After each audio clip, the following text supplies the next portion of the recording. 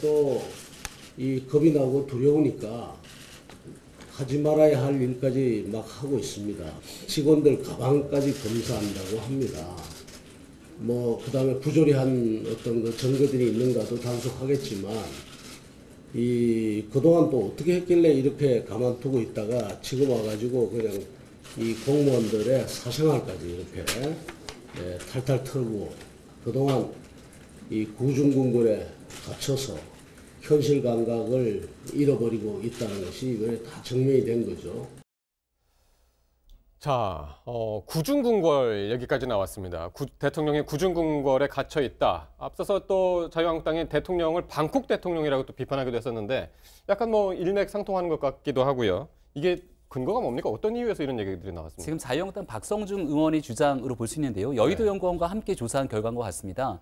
재임 총 600일이 지났는데 공식 일정 없는 날이 160일이고 식사 문제를 끄집어내게 되는데 1,800기 중 일정으로 잡힌 식사 일정이 100회밖에 불과하다. 그러니까 과거에 이 한국당 등지에서 문재인 대통령을 향해 혼밥하는 대통령이 되어서는 안 된다라는 얘기 많이 하지 않았습니까? 이런 측면에서 여러 사람들을 만나지 않는 부분들을 지적하게 된 것인데요. 사실관계가 다르다 청와대는 즉각 반박하고 나선 것 같고 과거에도 청와대에서 이런 주장을 하기도 했거든요. 대통령이 공식적인 일정은 아니지만 임종석 비서실장과 식사를 많이 하게 되고 우리 또 배재정 의원님 말씀이 잘 아시겠지만 그 중간중간 이낙연 총리가 회동해서 식사하는 경우들이 많이 존재했다라고 얘기를 하고 있는 만큼 저런 수치상의 통계를 갖고 얘기하고 있는 부분들이 많은 설득을 얻기는 조금 어려움이 있는 것 같습니다. 중간중간이 아니고요. 거의 매주 하십니다. 아니, 저는 근데 문제가 있다고 봅니다. 왜냐하면 대통령은 사실 저녁에는요. 각계 인사를 좀 많이 만나야 돼요. 오늘은 재계, 내일은 노동계, 뭐 모레는 뭐 학계 이런 식으로 많이 만나갖고 돌아가는 얘기 듣는 게 전 정상이라고 봅니다. 문 대통령 열심히 일하시는 건 아는데 저녁에 솔직히 혼밥 내지 아주 가까운 사람들하고 먹는다는 얘기가 지금 많이 퍼져 있어요. 그러다 보니까 저런 수치가 나온 거고요. 좀 전에 그 이낙연 총리하고 먹는다는 얘기 제가 사실 그 칼럼으로 쓴 얘기입니다. 제가 직접 이낙연 총리한테 들은 사람 얘기를 옮겼어요. 이낙연 총리가 이렇게 얘기했답니다. 대통령께서는 저녁에는 대개 세 종류의 저녁을 하시는 걸로 알고 있는데 첫 번째는 이제 보고서를 보시면서 이른바 혼밥을 하시는 경우, 둘째로는 김정숙 여사 등 이제 가족들하고 하는 경우, 셋째는 임종석 비서실장 그때니까 당시 임종석 당시 비서실장하고 하다가 이낙연 총리도 부를까 해가지고 이 총리가 오신다는 거예요. 되게 이 정도인데 저는 이 세 가지 종류가 만약에 대통령이 하는 저녁에 많은 그 부분을 차지한다면 저는 문제가 있다고 봅니다. 대통령께서 저녁에는 좀 많은 사람들을 만나서 민심 돌아가는 거 들어야죠. 지금 청와대도 사실은 뭐 내려와가지고 뭐 저녁에는 시장 아저씨처럼 뭐 좀 민심과 접촉하겠다고 하다가 경호니 비용상의 이유로 못하게 됐잖아요. 그럼 그걸 대체하기 위해서라도 저녁은 좀 여러 각계 인사와 많이 드시기를 정말 권해드립니다. 아니, 실제로 그런 부분들은 우리 노영민 비서실장께서 또 강조하고 계신 부분도 있고요. 뭐 대통령께서 그렇게 세 가지 종류만 하셨다는 뜻은 아니라 그런 경우가 많다는 걸 얘기하다 보니 그렇게 된 것 같은데요.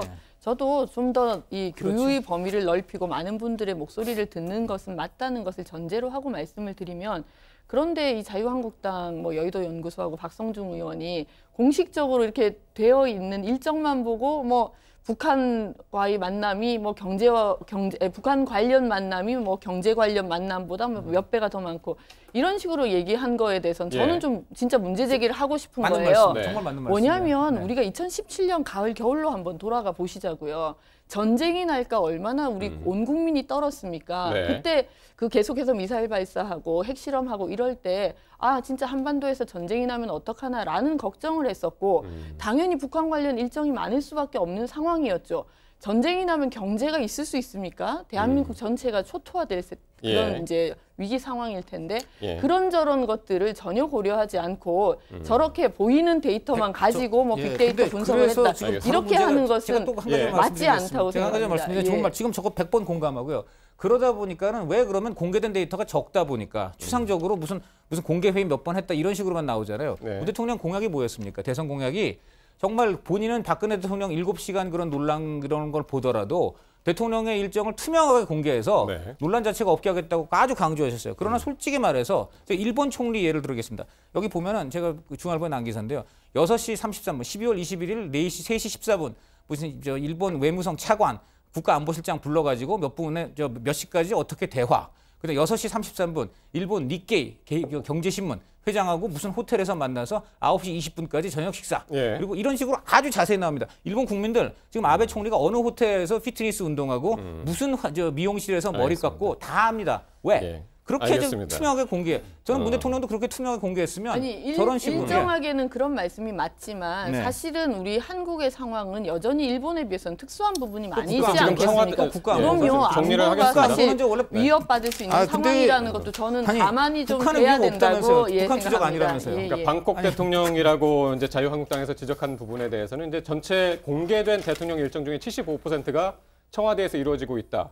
대외 활동이 별로 없다라고 이 부분에 대해서는 청와대가 대면 보고까지 모두 저희가 이제 공개를 하기 때문에 비서관이라든가 행정관이라든가 그 부분이 상당히 많이 여기 계산에 들어갔기 때문에 그렇게 나올 수밖에 저는 없다. 그렇게 생각합니다. 이번 그렇게 논란을 얘기를 했습니다. 계기로 뭐 청와대 비서실도 우리 노영민 실장을 좀 위주로 해서 조금 더 많은 분들과 소통하고 많은 분들의 목소리를 듣는 자리를 뭐 이미 그렇게 밝혔던 것처럼 그런 부분들을 더 알겠습니다. 확대해 나가면 걱정을 안 끼칠 것 같고요. 예. 우리 강 의원께서 말씀하신 것처럼 대통령님 열심히 일하고 계신 거는 다 인정하시잖아요. 물론이죠. 저는 네, 좀 전에 말씀 대통령이 좀 더 많은 사람 만나라고 권하신 게 국무총리실에서 요직을 맡아서 상황을 보신 배전 의원 말씀이기 때문에 더 공감을 얻으리라고 봅니다. 알겠습니다.